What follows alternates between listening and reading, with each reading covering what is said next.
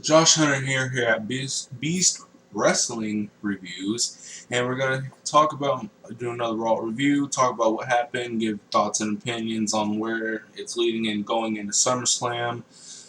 Talk about how good the matches were, what I would like to see out of them. I mean, what was not good, what was good, all that good stuff. Now, let's get to the beginning. Let's go in order. Seth Rollins, he opens up Raw. And it goes on more, he comes out, he does what Seth Rollins does, talking more about breaking Cena's nose and, just most of it talking stuff about John Cena, how he's not showing up and, will he still opening that challenge for SummerSlam, which, if we can talk about that a little bit, I mean, I obviously see especially for what happened later on in Raw, I obviously see, the only way that if in fact that is the match at SummerSlam is John Cena versus Seth Rollins, U.S. title versus world title, winner take all. They're not gonna do that.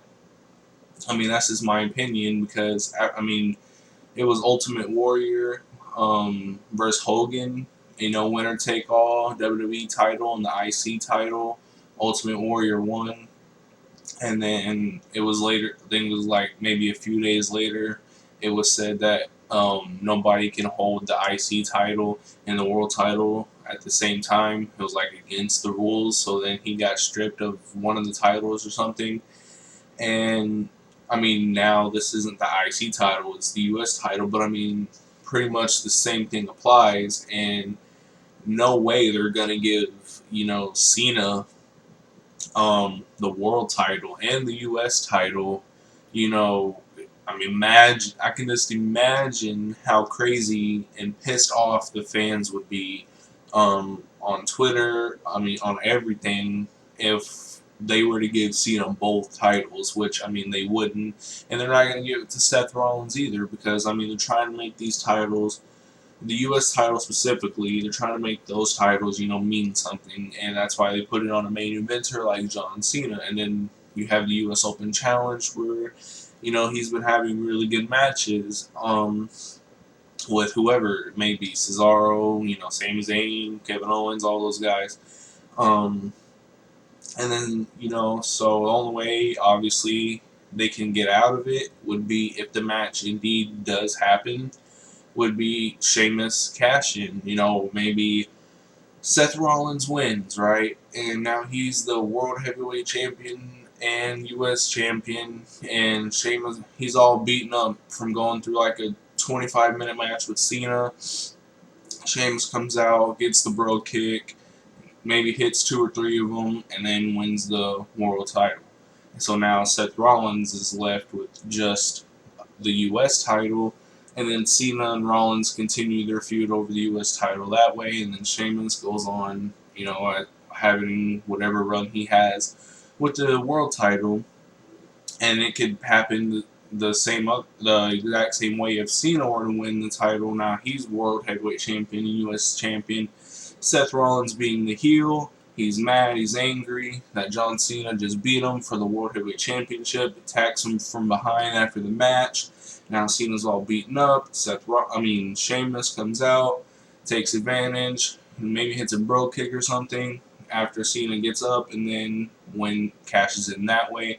But if that match does indeed happen, I'm pretty much 90% guessing that the only way that it's gonna end is with Sheamus cashing in the Money in the Bank, because I don't see them having either one of them both titles. It's never happened before. It's been said with the IC and the WWE Championship that that's just not how it's going to go. They don't want one person holding both titles, and they're definitely not going to give Cena both titles. I'm pretty sure fans would just stop watching Raw if that were indeed to happen. I can already imagine how pissed off the fans would be if that were to happen.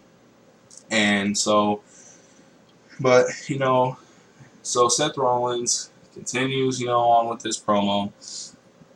makes fun of John Cena with the Titantron picture. Somebody, mouthing voices with a weird voice in the background. Almost sounded like Jamie Noble and, doing an impression of John Cena.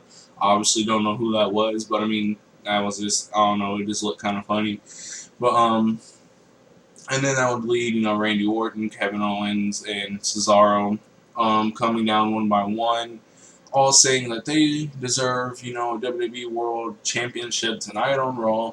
And that would lead Triple H to come down and make a triple threat match between Kevin Owens, Cesaro, and Randy Orton. Now, obviously, just hearing those names, this is going to be a great match. Or not great, but it's going to be a good match because a triple threat match in the middle of Raw isn't really going to be a long match. So, I mean, it's going to be okay at best just because of the time given. But, it was going to be very fast paced. And, these guys are going to go out there and make it as good as it can be. I mean, we've seen Kevin Owens and Cesaro go at it. Also interested in to see, how, their match is going to be at SummerSlam. If given the right amount of time, I can definitely see them having a match of the night. And so that was the match made by Triple H. And then just hearing those names, you already know it was going to be the best triple threat match that you're going to get. Only given, 13, 14 minutes. And then, so after the opening segment of Raw, we get into the Divas, and we got a tag match. We got Team Bella versus Team Bad, Sasha Banks and Naomi versus Brie and Nikki, and it was only a match for like 3 or 4 minutes, and it would lead into this brawl between, Tamina would come in, and then, Alicia Fox would interfere, and then Paige, Charlotte, and Becky, who were on commentary, would come in and would lead into this, like, epic brawl.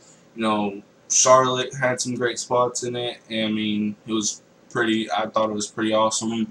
And then it would lead to that epic face-off, which I've seen tons of pictures already of, with Sasha Banks and Charlotte, which already I can just see that little moment, before everybody else came in and interfered with the face-off. I can just see that little moment, like 10 years from now when they're like retiring or, passing the torch or whatever. I can just see that little moment, like defining almost their legacy because they just have, like that chemistry. We've seen what they can do in NXT. They've had just amazing matches together, and they're definitely going to be the Divas. I mean, in my opinion, Charlotte, especially Sasha Banks. I mean, she's probably my favorite out of this whole Divas Revolution thing, and you can definitely see like those are going to be the girls and Becky Lynch for years to come that just are actually going to make the Divas division exciting, and you're going to get amazing wrestling matches out of it.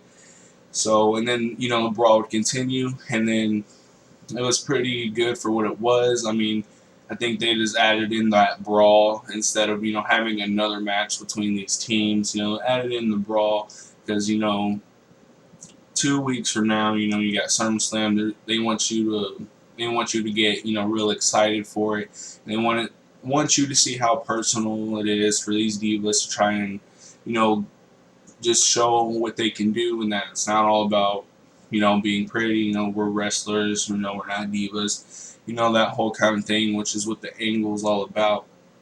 And then going to be announced later on Monday Night Raw that the match for SummerSlam was going to be, all 3 members of Team Bad versus, all 3 members of Team Bella versus all Paige, Charlotte, and Becky Lynch, which only thing I have wrong about this is that it's 9 girls in one match, and some of the girls in this match would be better off by themselves because, I mean, when you got 9, it doesn't matter who it is, divas or superstars, I mean, 9 people in one match, it's only going to be so good.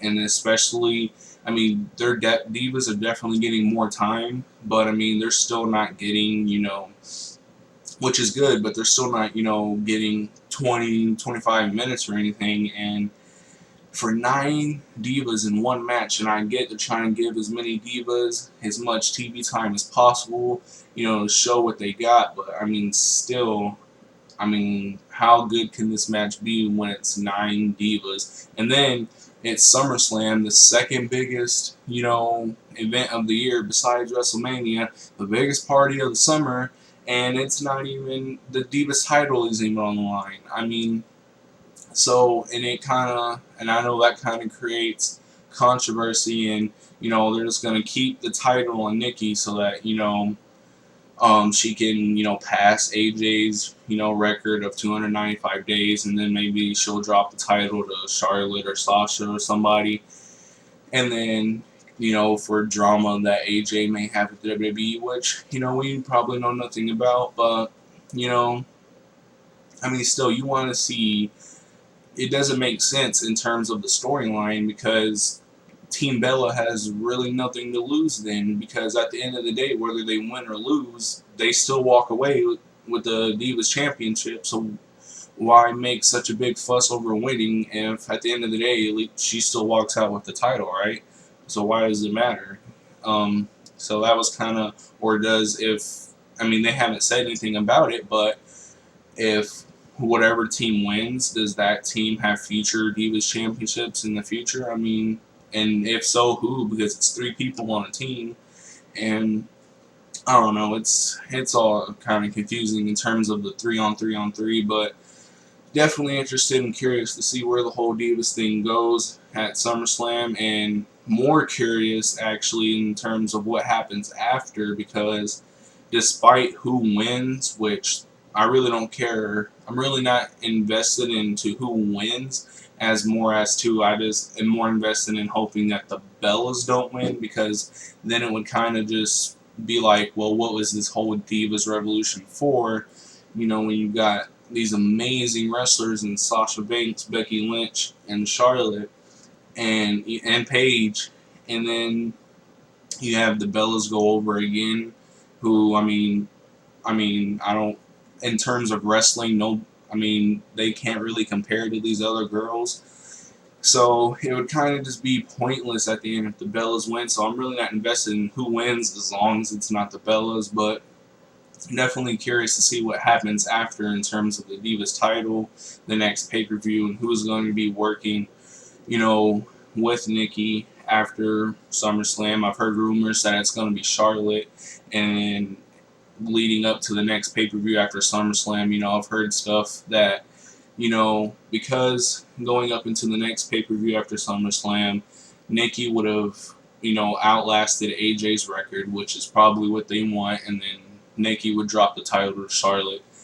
That's just a rumor I've heard. I mean, I really don't pay attention to all the rumors. I just, I've just been seeing that on Twitter and Instagram, but I mean, that's the rumor, and we'll see if that happens, but, I mean, who knows, especially since Sasha is still NXT champion, and she has to, go and defend that, which is on the day before SummerSlam, which I'm pretty sure now that Sasha's on the main roster, she's probably going to drop it to Bayley at that NXT Brooklyn takeover, so, but yeah, so that's pretty much what's going on with the Divas. And so, really was, I mean, that brawl was just really leading you up into trying to get you as invested as possible going into SummerSlam. So, after SummerSlam, we have New Day versus Los Matadors, and it was a really good match. I mean, take that back. It really wasn't a match. I don't even know why I said that. It was basically New Day. Of course, you know how it's going to go down when you got Los Matadors in a match. Most likely, whoever's, I mean, we've seen them sometimes, they actually, get some offense and go back and forth with the other team. But for the most part, you already know, especially when it's New Day and they're former tag team champions, you already know they're just going to roll over, Los Matadors. I think it was like a 6 or 7 minute match. And by the way, Xavier Woods yelling on the outside, just the things he says at the certain times at the crowd and at the commentators, I think it's pretty hilarious. I mean, it's probably the only time in Raw where I actually laugh, like genuinely laugh. at the this weird stuff he's saying on the outside, and then you got Kofi coming down and skipping and smiling like it's funny, but I mean, obviously, I listened to their podcast with Jericho, and this whole New Day gimmick is actually the exact opposite of what they wanted, and that they wanted more of a serious role. They didn't want to play on any black stereotypes. They didn't want to be preachers, which is what they are now. They didn't want to be the new Nation of Domination, angry black guys. They didn't want to be no black guy revolution gimmick. They just wanted to be normal, but taken seriously. And who knows what ideas, they were coming up with and pitching to Vince, but that's what I originally wanted from these three guys too. You got Big E Langston, who very well, if you put him in the right light and, he starts working hard, and obviously I like where he's at in the tag team now in terms of his work, but further down the line after he gets, some more experience, easily the next Brock Lesnar, right? He's just as big, just as agile. I'm not going to say just as quick because Brock Lesnar is way quick for his size, but if you pushed him right down the road, years to come, I could easily see, and we've seen him, he's able to entertain, but I can easily see him being that guy, but, for what New Day, what it is entertaining because they're like entertaining heels, which is, ironic and funny at the same time. And then, so they run over Los Matadors in like 3-4 minutes. They win the match, and then have a little backstage interview with Renee Young. And they would learn that we would all learn that the match at SummerSlam would be, which we can all pretty much guess just by the previous matches in previous weeks. It's going to be New Day versus Primetime Players versus Los Matadors versus Lucha Dragons, which only problem I have with this, again, is the same problem I have with the Divas, is so many people, and this most likely I see it being on the pre-show. It might be on the actual show, but I just see this being on the pre-show just because there's so many people, and it's, tag team. We've seen tag team, even normal tag team matches, just being put on the pre-show, but it is 4 hours at SummerSlam, so who knows, but that's freaking 4 teams. 2, 4, 6, 8 people, in one match. And you got high-flying, fast-paced guys like the Lucha Dragons and Los Matadores. All these different styles. I can definitely see Darren Young, having a good match with this. Titus O'Neil, no. He's not really the wrestler. He's more in the mouth and the entertaining guy. But as far as wrestling, can't do much. And then New Day, they're gonna, if it's Big E and Kofi, which most likely it is because it always is. They're gonna do some good stuff. But 8 people. And then who walks away with the titles? I don't think most fans actually even care who has the tag titles, but if you want to make the tag titles mean something, just the same way you want the IC title and the US title to mean something, put it on a guy or put it on a team and have them have it for a while, but put it on a team who actually has something going, which is why I don't ever get why they took the titles off of New Day in the first place. You should have had New Day going, getting more cocky because they're heels, but they're still doing the whole positive heel things, the whole positivity thing.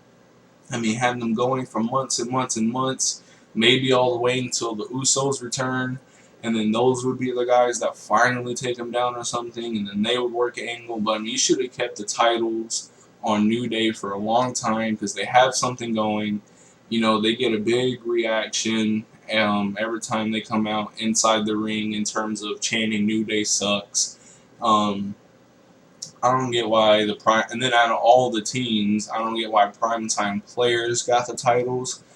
That kind of, really confused me when that happened, but Should have kept the titles on New Day, and I'm curious to see if that's what's going to happen. New Day regains the titles, but Lucha Dragons have also been gaining a lot of steam, and maybe they'll take the titles. But I mean, they really can't talk that much, and in terms of angle, I mean, there really haven't been any angles. They've just been producing matches, good matches. So I mean, who knows? At the end of the day, we know Los Matadors isn't going to take the titles. I mean, they've been there for years, and they're just there. They're kind of now the guys that just are there to make other teams look good, and there's nothing wrong with that. I mean, but we already know that they're not going to take the titles. But curious to see how that match turns out, just because there's so many people in there. But I mean, they did it at WrestleMania, and it turned out to be a pretty good match. But let's see if they can do it again, because it's different people, a different scenario with primetime players thrown in there. So let's see what happens with that. But that was what went down as far as tag teams. Now we get into the triple threat match with Cesaro, Kevin Owens, and Randy Orton. This was a very fast-paced match. Obviously, because they didn't have a lot of time. I don't know exactly how long the match was. If I had to guess, probably 14, 15 minutes. So it was very fast-paced. And then, you can't make it a long match, even if you wanted to, because the person who wins the match, had to go on later in the main event, face Seth Rollins for the title.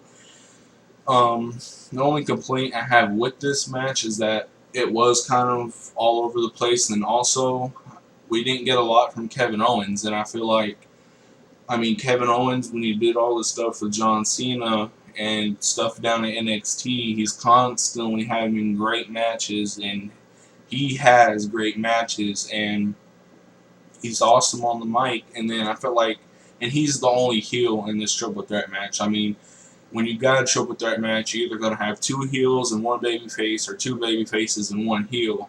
But so him being the only heel in this match, which obviously there's going to be some teamwork between Randy Orton and Cesaro, but I just felt like we didn't see enough from him in this triple threat match. Maybe it was just me, and we saw him do some. He had his spots, but I felt like we should have seen more from him. Him being the new talent on the roster, on the main roster, as far as Randy Orton and Cesaro, who have been there a while and have had great matches. Kevin Owens has this huge following.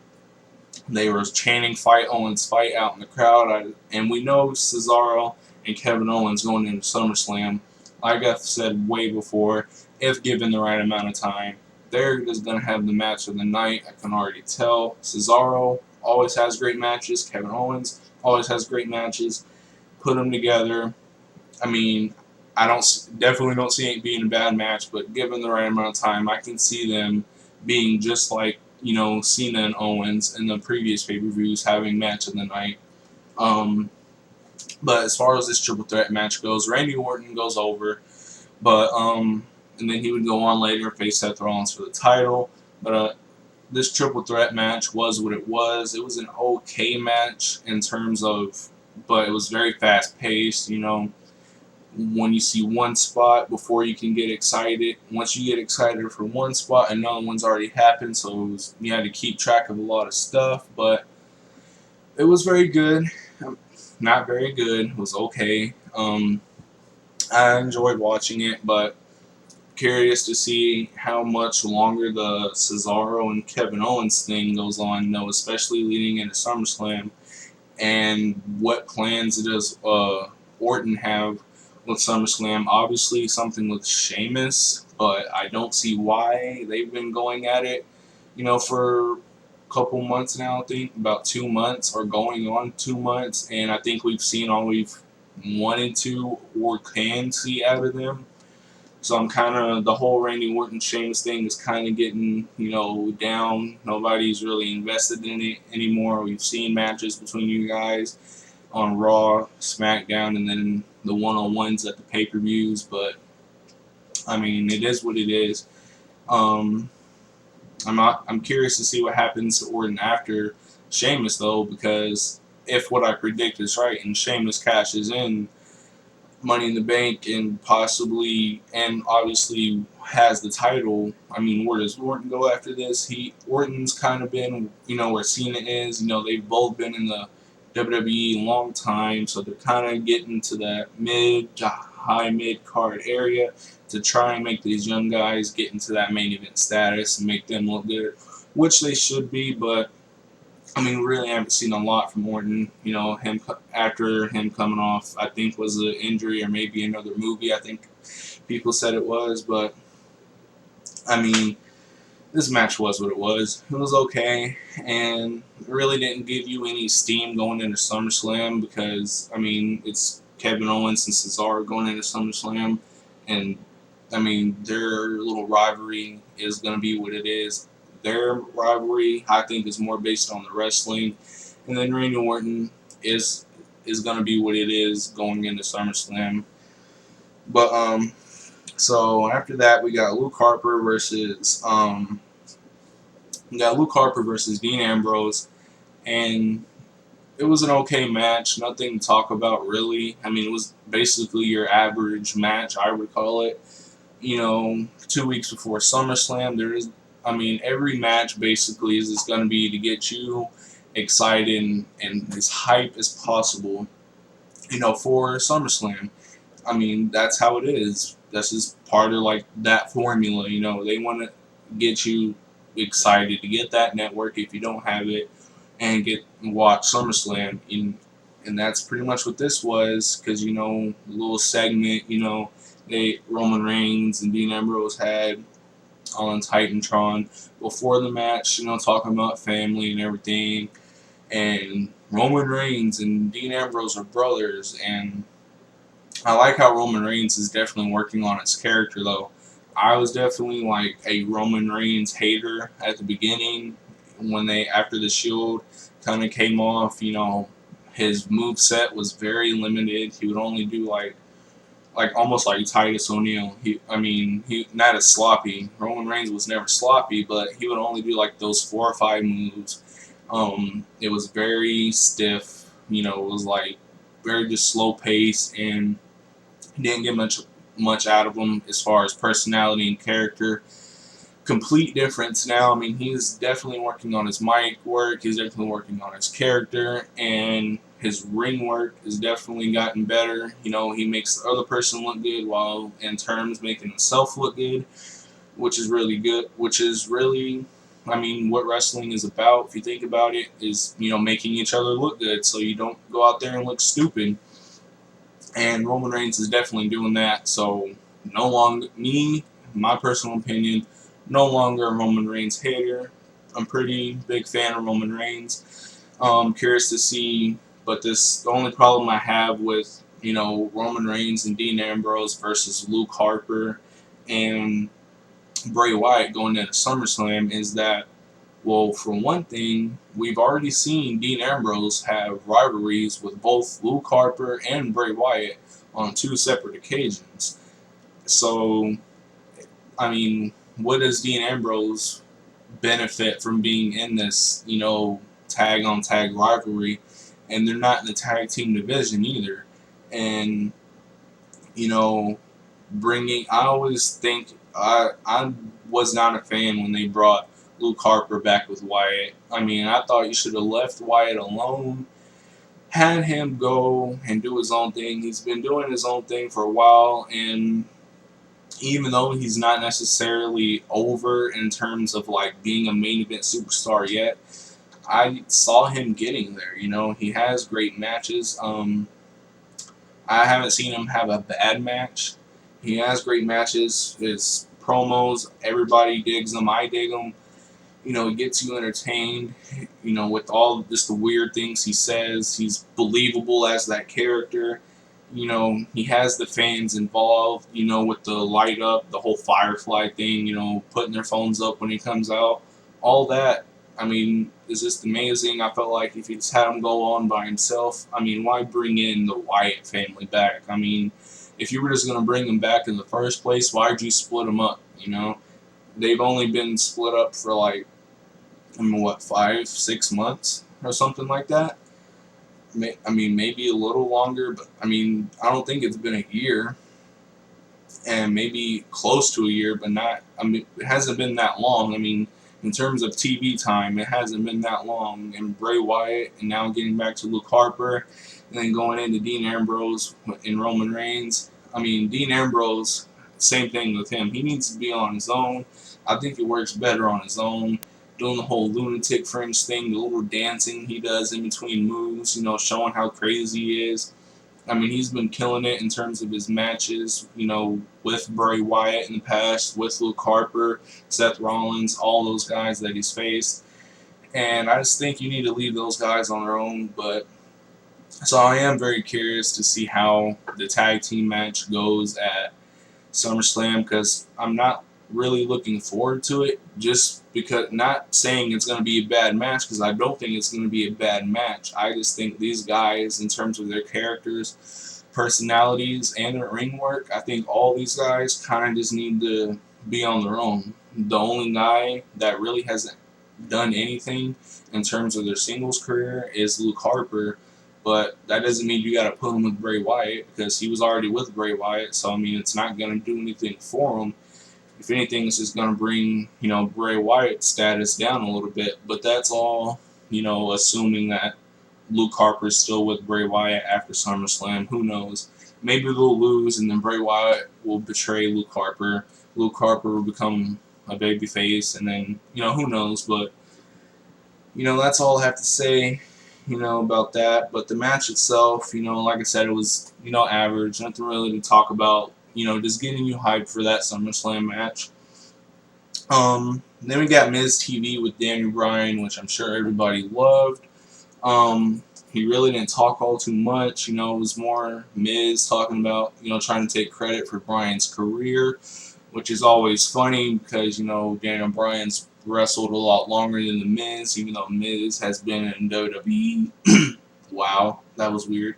Has been in WWE longer than Daniel Bryan, but Daniel Bryan's been wrestling a lot longer. Just like Kevin Owens, he's been wrestling a lot longer than a lot of the guys on the roster. Just hasn't been in the WWE. But so that was what Miz TV basically was until Big Show would come out, and then the returning Ryback, which to me is what saved this whole Miz TV thing, because Ryback is definitely getting his momentum back. I think he's not, I don't think he's ever going to be as popular or as over as he once was when he was doing the minute matches and he was getting the Goldberg chants and all that stuff. I don't think he's ever going to get back to that popularity or WrestleMania. I don't think he's ever going to main event at WrestleMania.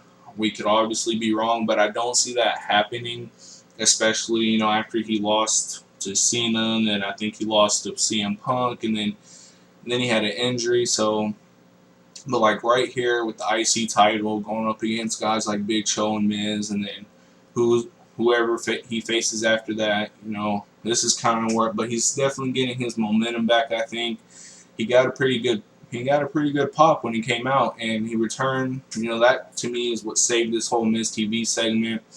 And he gets in the face of the Big Show, and then they go after the Miz, take out the Miz, and then takes out Big Show.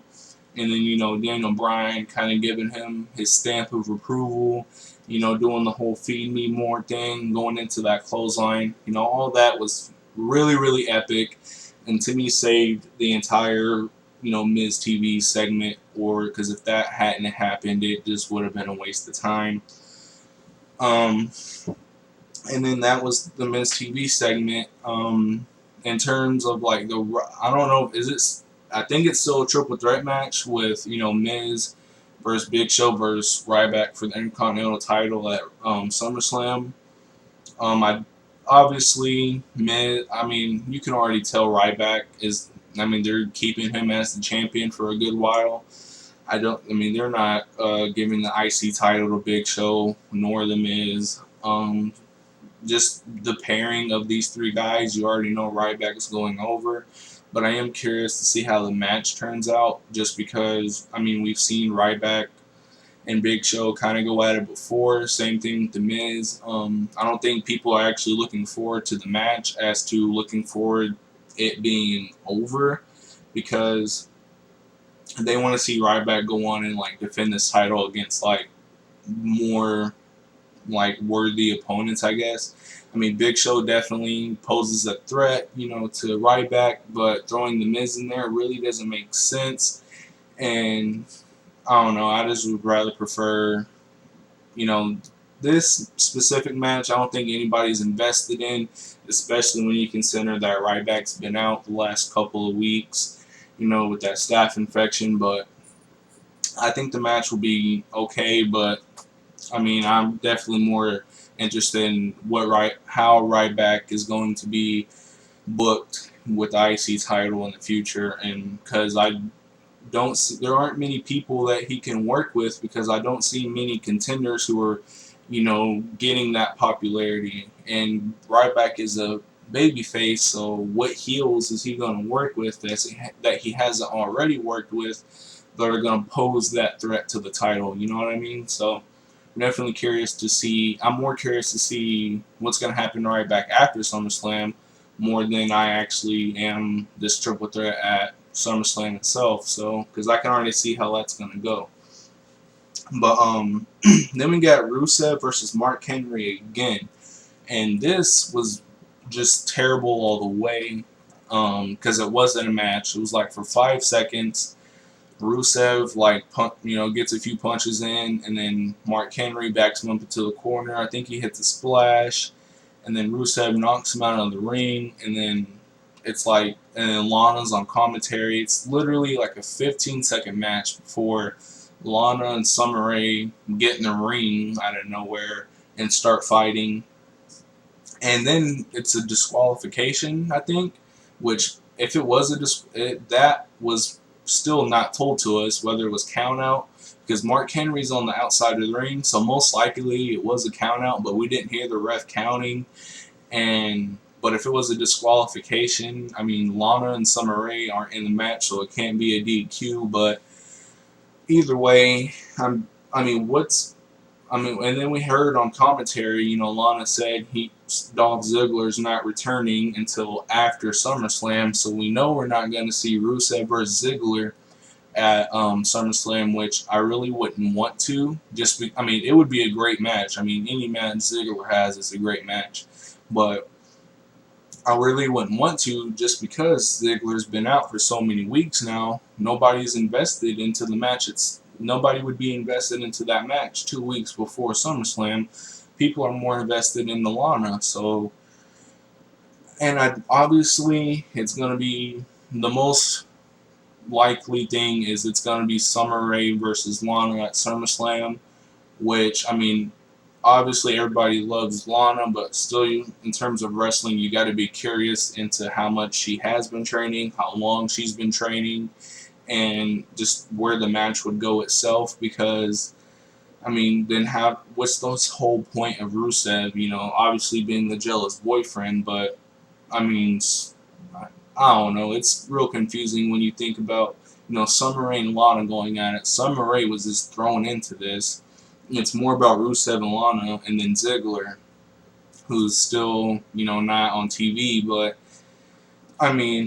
that match I would definitely be skeptical over, because I'm a big fan of Lana, I'm a big fan of her mic work, but obviously nobody has seen her wrestle, so you have to be, a little bit skeptical of how much she can do.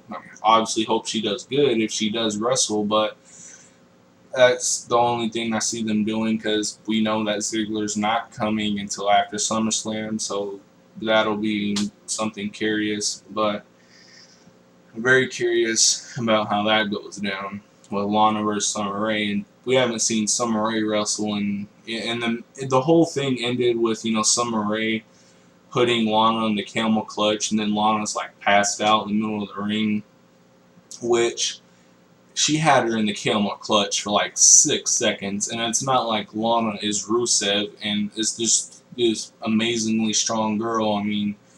If it was like Tamina or something, yeah, but Summer Rae is like super skinny, and I'm not saying she's weak, but she's not strong enough to make Lana pass out in 6 seconds. So that was very unbelievable with that camel clutch. But who knows where this is going, and just very curious to see how they book Lana in the future if she indeed is starting to wrestle. And I've seen her post stuff on Instagram in terms of how she wants to take over the WWE and really in the Divas division period. And the only way to really do that is to wrestle. So obviously she has some sort of interest in doing so, because you can't just take over the Divas division when all you can do is talk, even though she is probably the best talker out of most people.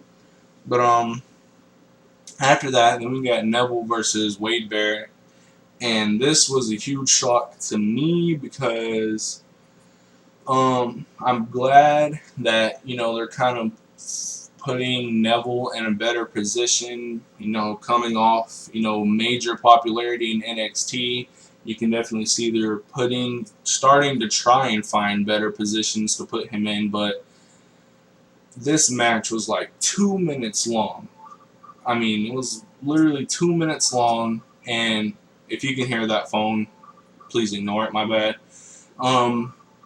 This match was like 2 minutes long, and Wade Barrett, former 5-time Intercontinental Champion, all that, and to be in a 2-minute match. And we've heard people, everybody backstage is a huge fan of Wade Barrett.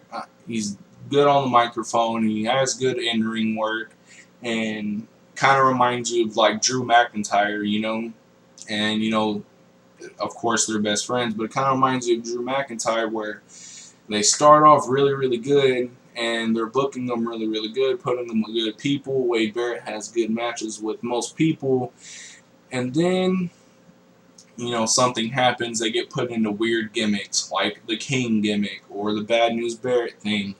And then now he just had a 2-minute match, which he lost 1-2-3 to Neville. Was very kind of weird. What are you going to do in the future with Wade Barrett? And everybody in the wrestling business, from what I hear on podcasts, the interviews with other people and all that stuff, is a huge fan of Wade Barrett. They're a fan of his mic work, and they think he could be, one of the biggest stars in WWE. But 2-minute match with Neville, which he lost, was very weird. And then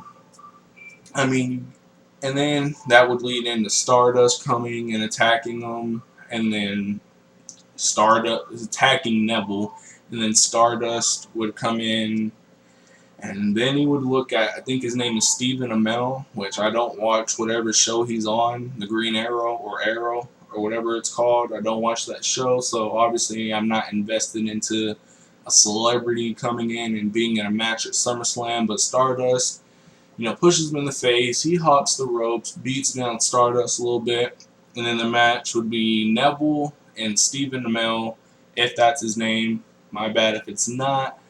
Versus Stardust and Wade Barrett, which obviously gonna be very skeptical of that. You always got to be skeptical when a celebrity with no wrestling training comes into a match with guys like Wade Barrett and Stardust, aka Cody Rhodes. And then that's when we have Randy Orton versus Seth Rollins. I think this match was about 15 minutes, and this was an okay match as well. Wasn't great or good. I was obviously just playing into the Sheamus attack at the end. I don't know. You obviously knew. This world title is going to change hands on Raw. Yeah, right. That's going to be one of their main. Besides, Brock Lesnar and Undertaker, Seth Rollins versus John Cena, both titles on the line, is definitely going to be one of their main selling points. Even though we've seen John Cena and Seth Rollins go at it before in other rivalries and other matches. So in terms of wrestling, John Cena and Seth Rollins, I don't see them pulling anything out of the bag that we haven't seen before. But just the fact that both titles are on the line is definitely, at least for me anyway, in my opinion, is definitely enough to get to be invested into this match. But as far as this match goes, Randy Orton versus Seth Rollins for the title, you knew the title wasn't going to change hands. But I mean, this match was pretty. It was okay. It was okay. Um, it definitely could have been better. It wasn't anything that they did. I think it was just, seeing Randy Orton previously in the Triple Threat match. It's not like Randy Orton has this huge variety of, this big move set, and it wasn't like they were given 30 minutes or anything. It was like a 15-minute match. So, I mean, but as good as the match was, it started off pretty good. I mean, it was obviously that RKO at the end is what, just made it all worth it. It made the story good. It made what they were trying to do at the end amazing because, and I will say amazing, because, the RKO at the end off the top rope, which, yeah, we've seen before, but it never gets old in my opinion. I mean, just seeing that timing, the RKO, the cutter, whatever you want to call it, is always a good move at the end. Especially when someone comes flying off the top rope. And then the 1, 2, 3, Sheamus comes in, gets, the match is ended, and then you got the Randy Orton, Sheamus rivalry continuing. Sheamus teases the cash in, which makes you even more curious. Will he cash in at SummerSlam? So he teases the cash in, and then Randy Orton obviously coming in with that RKO at the end. And there's no cash in. The bell never rang, so therefore he still holds money in the bank. But I would put all hopes, not all hopes, but I mean I would definitely be, if Sheamus were to cash in anywhere and it actually makes sense, I think it would be at SummerSlam when you got both world title and US title on the line. And then I definitely, Sheamus as a heel, I really like what he's doing right now. I mean, Sheamus as a heel is amazing. I never wanted to see him turn babyface years ago anyway. I always enjoyed him as a heel, so and then he could actually pose a legitimate threat to Brock Lesnar in the future if Brock Lesnar were to ever get another world title match, which I'm sure he will sometime in the future. So, more of a threat than Seth Rollins anyway. So I would definitely like to see, in my opinion, a Sheamus world title run if he were to cash in at SummerSlam. That was Raw. That was, on the end of Raw. My overall opinion, I mean, on a scale from 1 to 10, I would give this Raw about a 6.5. It wasn't bad. It wasn't amazing. But it was good to watch. This is Josh Hunter at Beast Wrestling Reviews. I do reviews on Monday Night Raw, NXT, SmackDown, and all WWE pay-per-views. So please like if you like this video and subscribe, and I'll see you on SmackDown.